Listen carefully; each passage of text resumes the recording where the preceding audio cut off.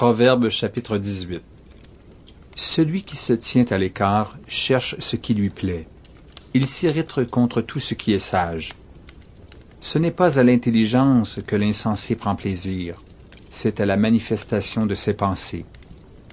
Quand vient le méchant, vient aussi le mépris, et avec la honte vient l'opprobre. Les paroles de la bouche d'un homme sont des eaux profondes. La source de la sagesse est un torrent qui jaillit. Il n'est pas bon d'avoir égard à la personne du méchant, pour faire tort au juste dans le jugement. Les lèvres de l'insensé se mêlent aux querelles, et sa bouche provoque les coups. La bouche de l'insensé cause sa ruine, et ses lèvres sont un piège pour son âme. Les paroles du rapporteur sont comme des friandises, elles descendent jusqu'au fond des entrailles. Celui qui se relâche dans son travail est frère de celui qui détruit.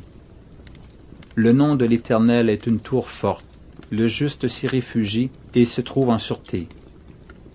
La fortune est pour le riche une ville forte, dans son imagination c'est une haute muraille. Avant la ruine, le cœur de l'homme s'élève, mais l'humilité précède la gloire. Celui qui répond avant d'avoir écouté fait un acte de folie et s'attire la confusion.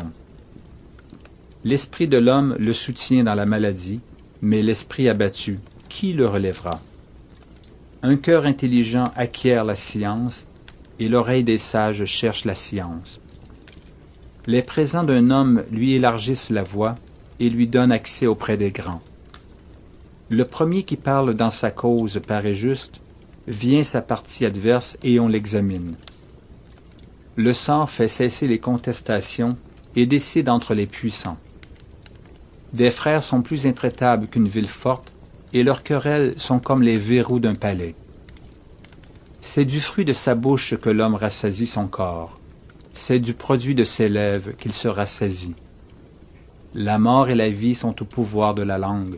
Quiconque l'aime en mangera les fruits. Celui qui trouve une femme trouve le bonheur. C'est une grâce qu'il obtient de l'Éternel. Le pauvre parle en suppliant, et le riche répond avec dureté. Celui qui a beaucoup d'amis les a pour son malheur, mais il est tel ami plus attaché qu'un frère.